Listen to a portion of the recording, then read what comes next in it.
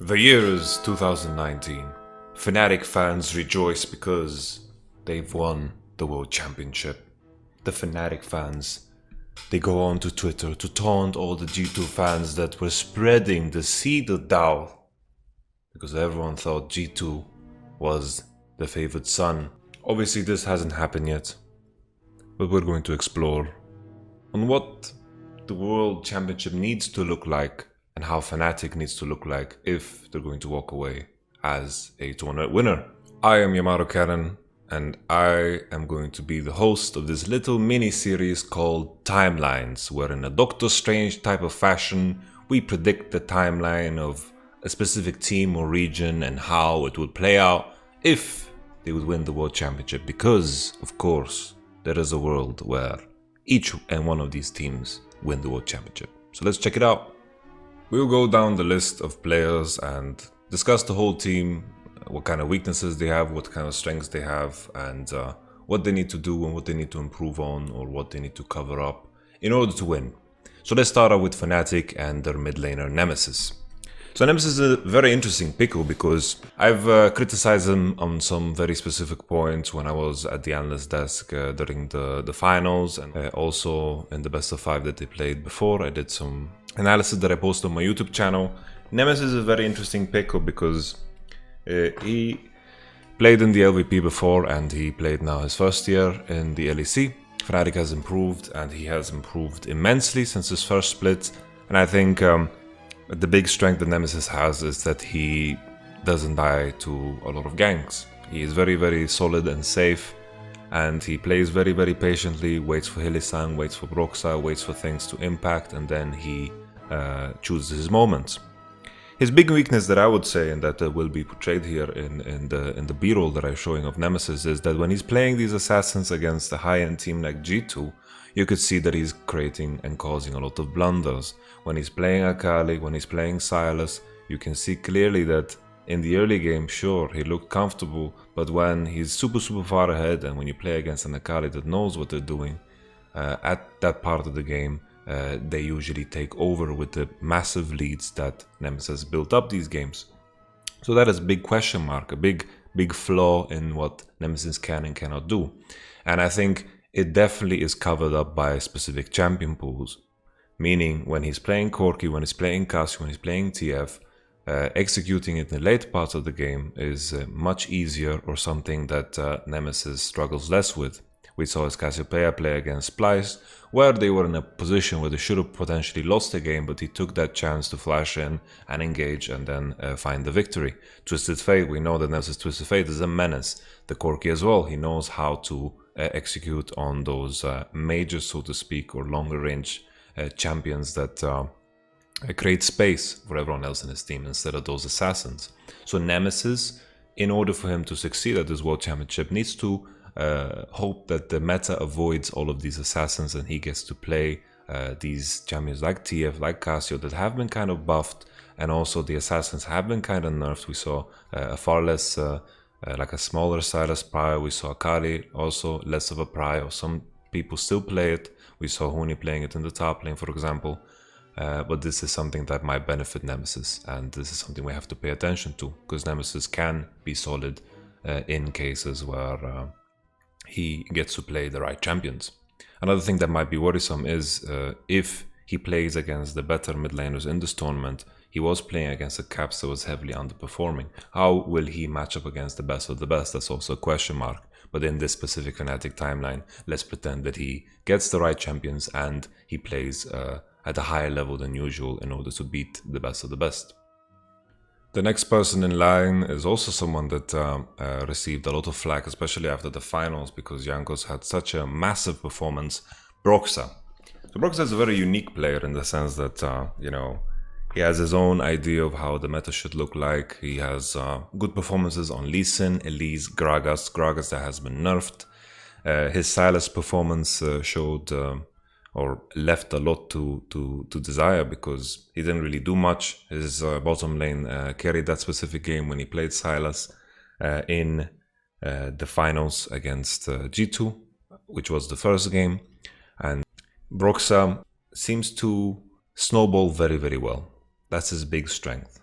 I think the first initial move, the first initial play rarely comes from Broxah's hands, meaning, there's been occasions where Broxah has snowballed out of control. We remember this Gragas game against G2 in the regular season in summer, where he managed to find a kill onto Caps after Bwipo solo killed him, and then all of a sudden Broxah snowballed the game out of control.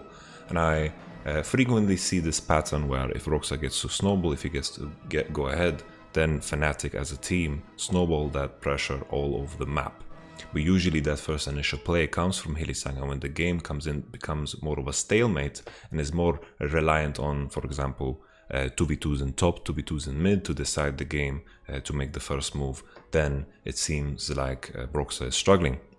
So this is something that Fnatic as a whole, and also Broxah, needs to work on together with his teammate, that 2v2 top lane, that 2v2 mid, in order to create more opportunities. Because if, something that I'm not mentioning here, if they play around bottom lane, usually they are successful because Hylissang is the one to set things up for Fnatic most of the time, whether it's bot lane ganks or if it's the play into the mid lane that is going to snowball that game into that position where Broxah feels very, very comfortable, and he becomes better and better. So this is something that Fnatic needs to work on. It's also a strength of Fnatic that Broxah is able to snowball games when he gets ahead, and I think this is a massive team strength for Fnatic. But the 2v2 mid point and the 2v2 top lane point still stands because he's facing some crazy strong 2v2 mid lanes, some crazy strong 2v2 top lanes, which might show a flaw in the way Fnatic play. Because if that initial play doesn't happen, where the game doesn't turn into craziness because Hylissang finds a way in, then maybe other teams might have an advantage right there. Another point to make about Broxah is that, we mentioned Sylas and his champion pool. He sticks to a few champions. Is if he's in a position where he might get exposed by bans, I'm sure the argument that he plays Ivan and Nocturne might come up, but the champion pool thing is still a question that needs to be raised. He plays a decent amount of champs, but sometimes not the most optimal one, meaning he doesn't play everything like some other junglers at this tournament. For example, does he play Qiyana jungle? Does he play Sylas jungle? And this is something that is hard for me to imagine, but this is something that might be necessary in order for Fnatic to win the whole tournament. Since we mentioned the 2v2 top lane, a very, very important one, Bwipo is a player that when he gets the counter matchups, he looks a lot better than when he doesn't. And looking at this tournament, it seems very difficult to blind pick top lane because we saw the Renekton flex coming in. This is still not the most perfect blind pick because this is a champion that you need to play around, and this is something that I suspect the Korean teams might do better, or G2 do better, where they pick the Renekton and they find the kills and they make the game snowball with Renekton, and then they continue.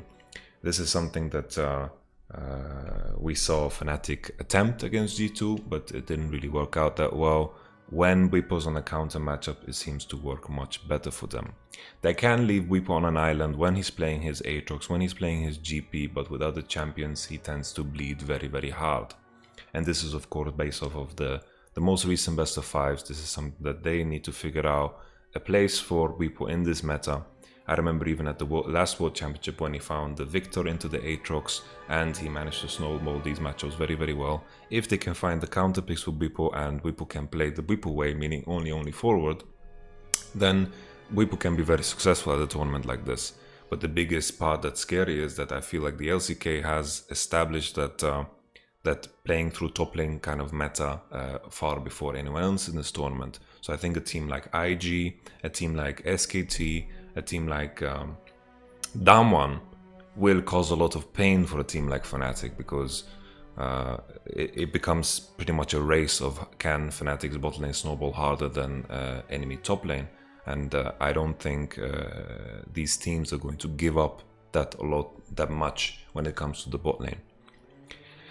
So Bwipo needs to find the right meta, find the right champions, and make sure that synergy is improved on immensely between him and Broxah in order to compete with some of these best teams when it comes to topside, because you can't rely on playing the same strategy over and over. The draft is very dynamic and you need to be ready for anything because Fnatic Sure, they've shown many times they can play through that bot lane, they can spread that pressure across the map, it's a massive strength.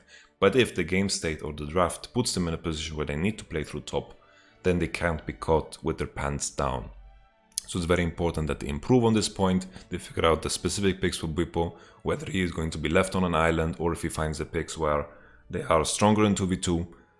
Regardless, this is something that needs to be improved on. And now on to Fnatic's bot lane, which is of course their biggest strength. Fnatic's bot lane showcased a very high level of skill against an underperforming Mickey X, where they picked up a lot of kills and they managed to snowball the game well. Hylissang finding his opportunities, but also sometimes getting caught in weird positions. So that's something that needs to be worked on. If Hylissang is in top 4, maybe cut down on the amount of situation where he gets caught out of nowhere, because looking at the finals or the best of 5 before that, it happened, I think, at least minimum one time per game, and this is something that needs to be cut down. But maybe that's the price you pay for having a very creative Hylissang. He's taking risks to find opportunities, he's taking risks to do better or find plays, but sometimes he does get caught, and this is something that everyone is aware of. Another thing that is a question mark when it comes to Hylissang is when some bans are getting thrown in his way, there are some picks that he doesn't want to play. In the finals we saw the Alistar, which is going to be a very big pick at this tournament.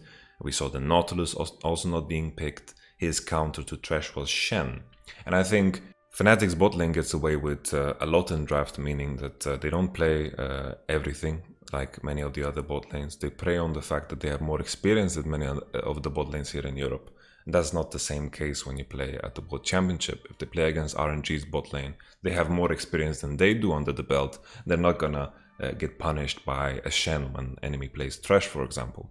And this is something that maybe speaks more to G2 more than Fnatic, but this might be a draft hole that Fnatic has to solve. Rekkles has shown that he can play different champions. A point that everyone kind of questioned was always, oh, he plays only Tristana Sivir, nothing else. Now, during this split, he played many different champions. He played the Garen, he played the Karma, he played many of the AD carries. He's coming into this tournament with a bigger champion pool than many of the other AD carries. Maybe Viper and Perks are the ones that can contest, but he's at least not coming into the tournament as a Kai'Sa one-trick like many of the other AD carries. Of course, they're not Kai'Sa one-tricks, but whenever they see Kai'Sa open, they just lock it in. We also saw Rekkles practicing some things in solo queue. He played some Syndra, which seems very OP on the bot lane.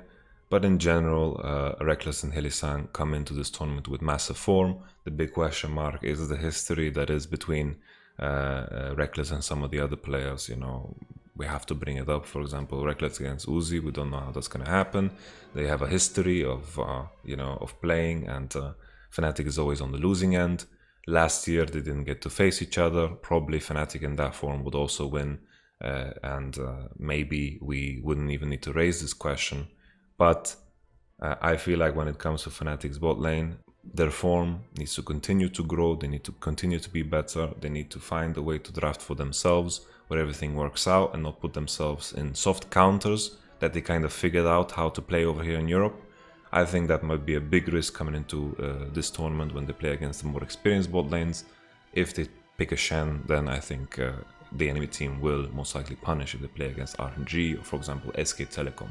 Fnatic as a team as a whole, they tend to do very well when they get a lead. I think something that was showcased against G2 was that they have a very set pattern on how to win games, and they struggle to secure a Nashor space when Hylissang is not on engage. This is something that can be problematic when he was playing Thresh, for example. They didn't know how to contest the space, and they threw a game 3 against G2 in the first best of 5 that they played. G2 was giving them a very hard time, and I think, for example, SK Telecom and FPX and RNG know how to stall out these games and find every opportunity to punish a Fnatic. So this is something that Fnatic need to improve on. They need to improve on their late game when they get that big advantage when Hylissang is not playing that engaged champion. When Hylissang is playing that engaged champion, Fnatic tend to trap very well. They tend to find those engages when they are threatening to do Nashor, and it seems to work out much better for them. But when it's not the case, it looks much harder. Most of the time, Fnatic are finding advantages through either lanes, meaning maybe Bwipo finds a solo kill, or maybe Nemesis finds some advantage, or bottom finds some advantage. Usually, Broxah is finding ganks onto the bot lane that impact the bot lane hard enough for Hylissang to spread his pressure all over the map. Usually, Fnatic play around that 3v3 on mid lane. They find some opportunity to spread the pressure with Broxah and Hylissang. And when they finally find that advantage, they seem to never let go. They tend to understand very, very well how to spread their pressure, how to keep the tempo. And this is something that G2 was challenging them on the entire split. And it was very evident that Fnatic, in the way they played, they tried to improve on the things that made G2 a better team. And I think it showed in the finals, it showed in the best of 5 before that, because the conversation is always, G2 was playing worse than usual. But it's very important to note that Fnatic also played much better. I think Fnatic improved on many, many things. And coming into this tournament, highlighting their mistakes, I think Fnatic as a team can definitely improve on these things based on what they've shown in summer and spring and throughout their growth. Another big strength of Fnatic is their mid game. It seems to be kind of a G2 Fnatic thing, is when Fnatic finally get an Asher, boom, boom, boom, they take every tower down, they don't slow down, they take as big advantage that the enemy team lets them. They pretty much take everything that's up for grabs. They find good ways to pressure the map in mid game through the usage of fog. Broxah and Hylissang tend to not show so much on the map, and that puts a big question mark in the enemy head when they need to respect on top, respect on mid. They don't show on mid wave to clear it. They are pressuring with fog, and this is something that a lot of the LPL teams and LCK teams are not doing, which I believe is why their mid game slows down so much. The big fundamental flaw for me still is, when it comes to Fnatic, is their ability to play through mid 2v2, play through mid to top 2v2 as well. Are they mechanically good enough to play the game in a more diverse way? If they manage to solve this issue, then Fnatic all of a sudden looks like a strong contender. But this is something that I have a hard time imagining that they can solve in such a short amount of time. But Fnatic has improved on so much throughout spring split, throughout summer split. So there is still a world, there is a timeline where Fnatic solves these issues. They come out of this tournament as the World Championship winner. Maybe they go onto the finals and face G2 again, and instead of throwing that game 3, they take it home because they've worked on their issues. I have a lot of faith in Fnatic in the sense that I think they can improve. And in the tournament where there's a lot of question marks, Damwon is a question mark, IG is a big question mark, RNG, their performance, Ming and Xiaohu, you kind of don't, it's unsure what you get at the World Championship. Even though Xiaohu had a good regular split, he had some occasions where he was getting caught. Ming also had a great regular split. How will RNG look like when they come into the tournament? That's still a big question mark. We mentioned G2 as a question mark.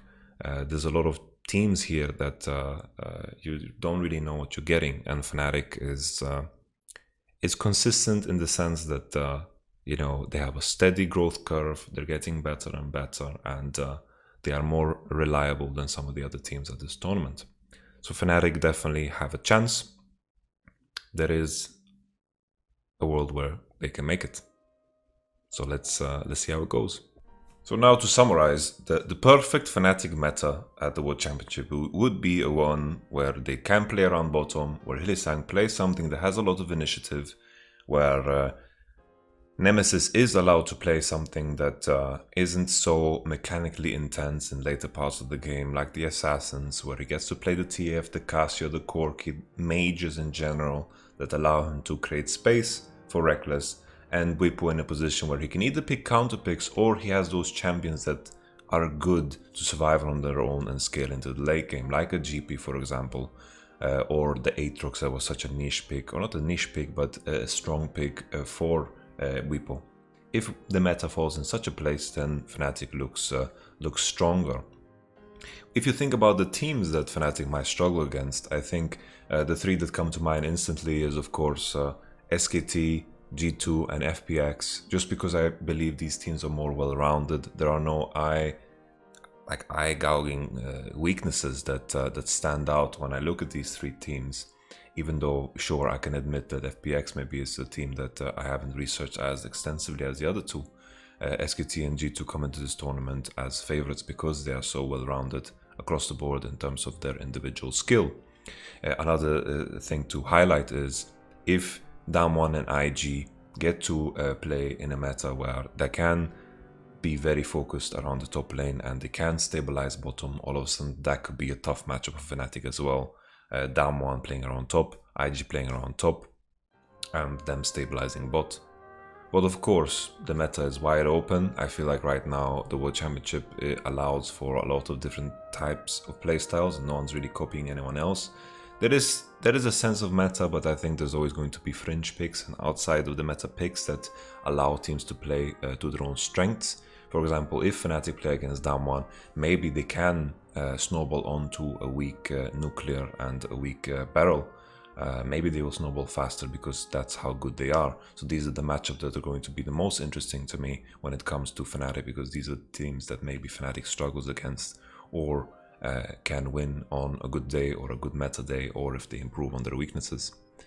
With that being said, that summarizes everything that I wanted to say, and I'll catch you guys on the next timeline. I've looked into 14,605 timelines. And Fnatic win like 1 million of them. It's a fair chance.